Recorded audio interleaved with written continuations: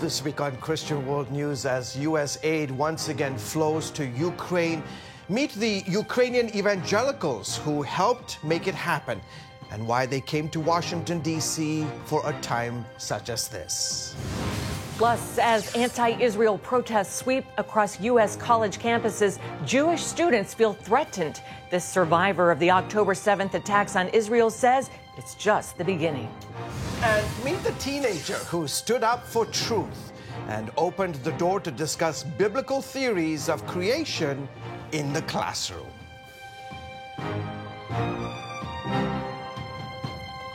Hello, everyone. Welcome to this week's edition of Christian World News. I'm George Thomas. And I'm Wendy Griffith. U.S. military aid is once again flowing to Ukraine. Congress approved $61 billion in assistance for the country's defense against Russia. Senate Majority Leader Chuck Schumer calling it one of the most important measures passed in recent times. I'm very proud of what has happened. We tell our allies, we stand with you. We tell our adversaries, don't mess with us. We tell the world we will do everything to defend democracy and our way of life. Also includes $26 billion in aid to Israel, as well as assistance to Taiwan. You know, a major factor in all of this was a change of heart by the Speaker of the House of Representatives. Speaker Mike Johnson originally opposed more aid to Ukraine, but he switched tracks and threw his support behind the bill. Johnson, an evangelical Christian, cites access to high-level intelligence briefings for the change, but others say a higher power might have had an impact. CBN's John Jessup talked with 3 Ukrainian evangelicals who met with the speaker to learn more about the shift. I am not resigning. With Mike Johnson's future as speaker in doubt over threats of a Republican revolt, new allies beyond the political filed behind him. To be honest, brother Speaker Mike Johnson is a great leader. He has a very good heart.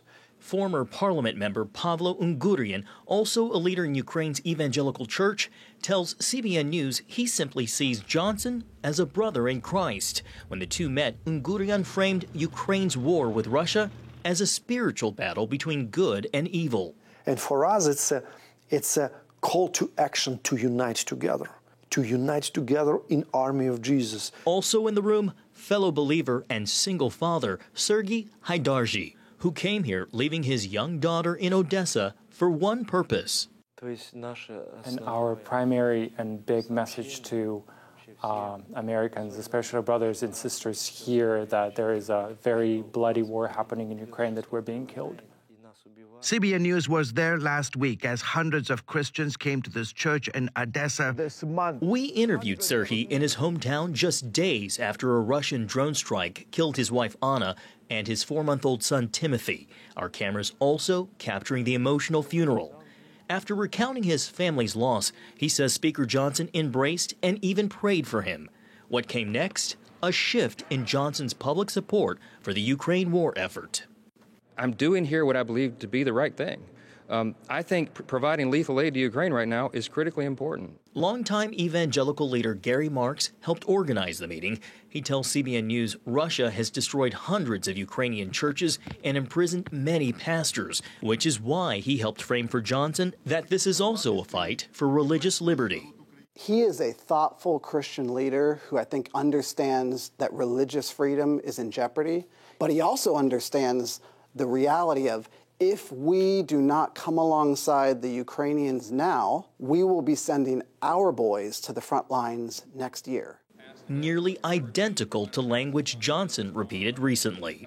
To put it bluntly, I would rather send bullets to Ukraine than American boys. My son is going to begin in the Naval Academy this fall. This is a live fire exercise for me, as it is so many American families. They're also grateful to help minister to Ukrainians suffering and in need. Many organizations and churches from America help us, like Samaritan Purse, World Vision, Baptist World Alliance, Southern Baptist Convention. All of them pray and help us. John Jessup, CBN News. Thank you, John. Well, George, you were in Ukraine just a few weeks ago. Yeah. First off, how important is this aid in helping Ukraine fight the Russians? Yeah, it's huge. In fact, in just the last couple of months, Ukraine has moved to lower the age, the fighting age in Ukraine from 27 to 25, because the statistics were showing that the Russians were basically going to outnumber the Ukrainians on the battlefield 10-1 in anticipation that this bill may not pass. This is huge news. It's a huge boost because all indications are that the Russians are beginning to launch a spring offensive, and it could be bloody, it can be brutal, and we've already been seeing that in the last few days. So this aid is very, very critical. Well, we're talking billions and billions. Why are some of our leaders against sending this aid to Ukraine? Yeah, it's a fair argument, and it's a fair discussion that needs to take place in our nation, because there's a huge debate raging in our country about our own borders, and I understand that. This idea that we're spending billions of dollars, sending it to Taiwan, to the Israelis, to the Ukrainians, and in the meantime, tens of thousands of these illegal immigrants are coming into our country, crossing our border. We don't know who they are. Many of them are dangerous individuals. So that's a legitimate reason and a legitimate discussion that we need to have. But at the same time, those who say we should be sending money to Ukraine is that we don't want to put American men and women on the ground, boots on the ground in Ukraine. The Ukrainians are more than willing to fight. They say, don't worry, we will fight. Don't send us your precious sons and daughters. We have the will and the capacity to fight. Just send us the weapons. We will hold back the Russian bear from the rest of continental Europe. But again, this is a huge debate, and it's a major conflict in the heart of Europe that needs to be addressed. And in essence, the Ukrainians are our proxies against the Russians. The Kremlin claims that Ukraine is actually persecuting Christians, but you've been there. You say it's just the opposite. And I think it's part of the narrative that the Russian propaganda machine has managed to seep into our political culture. This idea that the Kremlin, that Putin is very pro-family and he is very pro-Christianity. That's just utter nonsense. It really is. There are some in our halls of power, major leaders who claim that the Ukrainians are persecuting, Christians, shutting down churches and executing Ukrainian priests. That's absolute rubbish. It is. What's happening is that Ukraine has always had an enormous amount of religious freedom, and the church continues to grow in the midst of the war. I've seen it. We've been reporting on it from the front lines. Again, this is Russian propaganda. It's absolutely nonsense. And we see what life is like today in Moscow, in Russia. We see what life is like for Christians, especially evangelical Christians living in territories that have now been captured by the Russians. It's awful. It's absolutely awful. And I think the Russian propaganda machine, as I mentioned, Wendy, has managed to seep into the political discussion about Ukraine funding and this narrative that Christians in Ukraine are being persecuted. And I can tell you, as somebody who has reported on the persecution of Christians around the world, when I see it, I'll report it. It is not happening in Ukraine. And when I was there right after the war broke out, I found that the Christians were some of the most fearless, on-fire believers. Exactly, yeah, absolutely. And how would you say that the church is responding 2 years in? Yeah, they continue to. I mean, in the front lines of Kherson, in the eastern part, so many organizations, so many churches that are doing tremendous work, continuing to bring hope and aid in the midst of this very difficult challenge. Thank you so much. You're welcome. All right, well, coming up, as anti-Israel protests sweep college campuses, meet a woman who survived the Hamas terror attack and what she says, and what she has to say, rather, about anti-Israel protesters in America. Welcome back to Christian World News. Radical anti-Israel rallies on U.S. college campuses have Jewish students fearing for their safety. The protests reached a fever pitch as Jews worldwide celebrated Passover. CBN's Chris Mitchell reports. Protesters clashing with police at the University of Texas as officers move in, arresting dozens. At USC, nearly 100 demonstrators were taken into custody. As the protests spread to more college campuses across America, Israeli Prime Minister Benjamin Netanyahu railed against the anti-Semitic and anti-American rioters. Anti-Semitic mobs have taken over leading universities. They call for the annihilation of Israel. They attack Jewish students. They attack Jewish faculty. When you listen to them, it's also because they say not only death to Israel, death to the Jews, but death to America. And this tells us that there's an anti-Semitic surge here that has terrible consequences. Netanyahu added a warning about this exponential rise in anti-Semitism. We have to stop anti-Semitism because anti-Semitism is the canary in the coal mine. It always precedes larger conflagrations that engulf the entire world. Speaker of the House Mike Johnson and several colleagues came to witness the upheaval at Columbia. He called on Columbia's president to resign if she can't get the campus under control immediately. As Speaker of the House, I am committing today that the Congress will not be silent as Jewish students are expected to run for their lives and stay home from their classes hiding in fear. Johnson also threatened to stop federal funds to universities that don't create a safe environment for Jewish students. Dr. Michael Widlansky, an alumnus of Columbia and Middle East analyst, told CBN News his former campus reminds him of Germany in the 1930s. It's Nazi Germany. It starts with delegitimizing somebody, trying to browbeat them into the ground, to scare them to staying in their holes, their huddles, their caves, so that they won't come out. It's the time that my father went through in Europe. His whole family was wiped out by Nazis. We know what Nazis can do. We know what this can lead to. The protesters call Israel an apartheid state and accuse the government of committing genocide in Gaza for its war on Hamas after the terror group killed 1,200 Israelis on October 7th and still hold more than 100 hostages. Chris Mitchell, CBN News, Jerusalem. American-born Adele Raymer spent most of her life on a kibbutz on... Can we start over? I'm so sorry. I didn't know. We're ready. Okay. In 5, 4, 3, 2. American-born Adele Raymer spent most of her life on Kibbutz Niram in southern Israel. She called it 95% heaven. On October 7th, the life she knew came to an end when Hamas terrorists attacked her community. Recently on CBN 700 Club, host Gordon Robertson asked Adele her opinion of those who stand for Hamas and against Israel. What's your message to America today? When you see the protests on the college campuses now, what's your message to them? You know, the people who live where I do are people that were peace-loving and extended their hands in peace, driving Gazans who needed medical aid to hospitals. These are the people that they, for some reason, felt needed to be attacked and slaughtered. When they say, from the river to the sea, Palestine will be free, that's a genocidal war cry, and I take them at their word. And America has to be very, very awake now, because the West is next. They're not going to stop with Israel.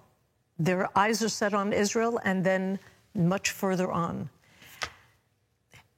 You have to be aware of that. Well, I'm aware of that. I'm just amazed that, you know, University of Texas, Columbia University, Yale University, these prestigious institutions where people are quite clearly quite intelligent are buying into this. I've got to call it for what I see. It's a lie. It is a lie, but it's also, you have to understand that when you're in the Middle East, you have to talk Middle East. You can't talk West. All of those people that are protesting out there do not understand how Islamic Jihad sees the West and what they intend to do. They're the Nazis of 2024. They want to take over the Western world and bring Sharia law and take over everything that we've built in Israel and that America has built up in America. It seems on occasion that our own government wants us to somehow buy into that it's not what it professes to be. I'm amazed that they're not calling it out.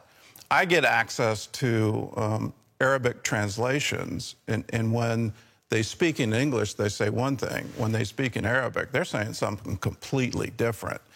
And that message isn't getting across. And it doesn't matter if you're Republican or Democrat. President Bush famously said after 9/11 that Islam means peace, and it doesn't. It means submission. And unless you submit to Sharia, they are going to attack you. You know, I always used to say that I'm sure that the great majority of people on the other side of that fence just want the same thing that I do, to put food on their table, have safety for their children. October 7th changed that for me. I understood that I got my numbers wrong, because it wasn't only the Nukhba that came in, the armed fighters that came into my kibbutz and the communities around. It was the people on the street, men, women, children, all ages, just came in to loot and plunder and destroy. And I'm sitting there with my son holding the handle down, and I'm saying, where are the good Gazans? And I'm in touch with people from Gaza. I've been, in the past, in touch with people with Gaza and done educational activities with them. With people that I know were trying to teach the people, the children, that the people on my side of the border do not want their deaths, do want to collaborate and to communicate and to live as good neighbors. But those people are in the minority. And the Hamas has done such an excellent job at educating an entire generation to hate us. Wow. Adele is now advocating for the release of the more than 100 hostages still held by Hamas, many of whom she knows personally. She's also planning to go back and help rebuild Kibbutz Niram. If you'd like to learn more about her work, just go to cbnnews.com.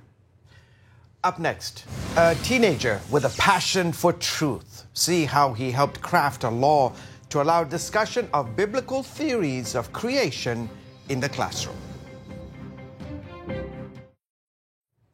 A Florida law allowing religious chaplains in public schools is facing challenges on different fronts. Governor Ron DeSantis signed the law that says volunteer chaplains can serve as counselors for students who request one. The American Civil Liberties Union claims it's unconstitutional, and they'll take the case to court. However, one group that supports the new law might be a bigger problem for the governor. Representatives of the Satanic Temple say they'll put their own chaplains in schools. Governor DeSantis says the group is not a religion and won't be allowed to take part. Public school teachers are limited in what they can say about the creation of the universe. That includes staying away from intelligent design because of potential ties to the Bible. Recently, I met a West Virginia high school student who helped craft a law that allows teachers to discuss those concepts. Take a look. 2 years ago, 16-year-old West Virginia high school student Hayden Hodge decided to help his teachers increase the scientific theories they could include in lessons on how the world came to be. While Big Bang and evolution made the list, the theory that perhaps God created all of this, the universe and humanity supernaturally, did not. So I think a lot of it was fear. They were just afraid of if a student asked a question like that and they answered it truthfully, then they were afraid of, anything that could happen to them with their jobs or in their personal life or anything like that. And, like I said, with that science teacher, he was afraid to even, have conversations like that. And I thought this needs to change. He needs to feel like he can talk about this without any fear of losing his job. With the help of his father, Tony, and some West Virginia lawmakers, Hayden drafted a bill that would allow teachers to include discussion of intelligent design. Hayden he spearheaded this himself. I mean, he came to me and asked for my advice. Dad, how can we do this or whatever? And I just kind of gave him a little bit of advice. I said, but if you want to do it, you need to be the one to head it up. And so he sat down and did research, and he ended up working on the language himself and talked to the senator that represents our district and went to her, she happens to be the chair of the education committee, Senator Amy Grady. He took it to her, and from there, the ball just kept rolling, and we're really proud of him and all of his efforts. Due to political pushback, they agreed to take the phrase intelligent design out of the bill, although it still allows West Virginia public school teachers to discuss it in the classroom. A majority of the members present having voted in the affirmative, I declare the bill passed. Some senators saw it as the easiest vote they cast all year. You have to understand, in West Virginia, this is a God-fearing state. The people here love the Lord, they love God, they love Jesus. And when people have things like this presented before them, they put God first in their lives. And the same goes for our legislators in this building behind me. Governor Jim Justice, an outspoken Christian, signed it into law in March. Anyone that denies God's presence is just not looking and just absolutely not with it. And so for our teachers to be able to teach the foundation of all of our lives, well, why wouldn't they teach it? We can teach about evolution or teach Big Bang or whatever it may be. The reason would only tell you, well, of course we've got to teach intelligent design. We're blessed to have a wonderful young man that brought it to our attention. Hayden vividly remembers the day it passed the Senate. It felt fantastic. I remember being up in the gallery, and the second that it passed overwhelmingly, I got super excited. I remember giving my dad a high five, and that was just one of the coolest things ever. I looked over at my mom, and she was kind of smiling and kind of crying at the same time, so it was really fun. While Mississippi, Louisiana, and Tennessee have similar legislation, Governor Justice hopes West Virginia's version will help encourage other states to follow suit. If we're the first in West Virginia to do this, it'll spread all across the land. You wait and see. The actions of just one young man. I know. Wow. I can see him being governor someday. Yeah. You know, that's my home state, West Virginia. Awesome. Good things happening in the Mountain State, George. You were one of them. All right, well, stay with us. We'll be back right after this. Finally, this week, a three-part docudrama series about Moses has landed among Netflix's top 10 most popular series. It's called Testament, the story of Moses, and it debuted on the streaming platform in March as the #1 show. The series shows Moses' life as a prince and a prophet with insights from theologians and historians. It also deals with his human side, including his flaws and what he had to overcome in his life. Folks, that is it for this week's edition of Christian World News. It went by so fast. Very fast. Thanks for joining us until next week. From all of us here, goodbye and God bless you.